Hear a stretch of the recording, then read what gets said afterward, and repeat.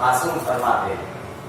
कि मेरे जब की ज़ियारत के लिए जाओ कर्जा लेकर, इसी बात मैं खत्म करूंगा। अक्सर शिकवा होता है, अक्सर शिकायतें होती हैं, और मेरे साथ भी ये पेश आया है कि किसी जगह पर मसलन खड़ा ज़ियारत पढ़ा रहा हूँ, ज़ियारत पढ़ाते पढ़ाते तरीका में मेरा एक अलग ही मसलन ज़ियारत की नियत कराता हूँ, ज़ियारत पढ़ता हूँ अपनी तरफ से, अपने वालिदैन की तरफ से या आवाज़दार की तरफ से, मरहूमीन की तरफ से, दोस्तों की तरफ से, जान पहचान वालों की तरफ से, पड़ोसियों की तरफ से, कौन कौन कौन जो कुछ बच्चे कुचे थे जो लाकबर मोमिन मोमना की तरफ से कुर्बत अल्लाह सारे आलम इसमें आ गए। पहले से किसी ने हक ज़ियारत पढ़ा रहा था, ज़ियारत जब खत्म हुई तो एक साहब आए मेरे पास, कहने के मौलाना गजब हो गए, क्या हुआ क्या मौलाना, बड़ी मुश्किल से मैं आया था, बड़ी मुश्किल से मैंने पैसे इकट्ठा किए थे और आपने फ्री में सबके उठा के बांट दिया। मौलाना बड़ी मुश्किल से मैं आया था, बड़ा पैसा खर्चा करके आया और आपने फ्री में सबको बांट के रहे थे, मेरे पास बचा ही क्या मेरे पास। हदीस मासूम, हदीस मासूम। मैंने कहा इस हदीस को वहां पे कोट किया, इस हदीस को कि मासूम फरमाते हैं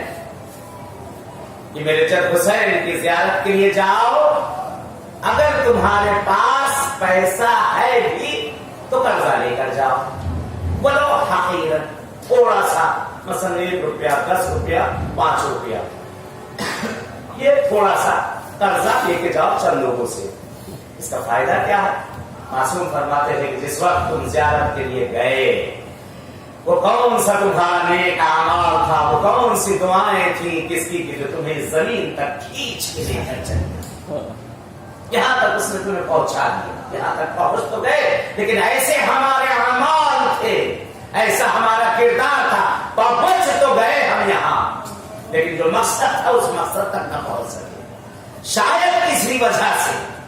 शायद किसी वजह से हमारी वो ज़ियारत कबूल न हुई, कोई ऐसी चीज जो माने आ गई, कोई ऐसा गुनाह, कोई ऐसा अमाल माने आ गया जिसने हमें वो रोक दिया वहां तक पहुंचने तक। मासूम फरमाते कि जिस वक्त तुमने ज़ियारत पढ़ी, जब तुम ज़ियारत पढ़ रहे हो तो तुम्हारे दिमाग में आ गया, अरे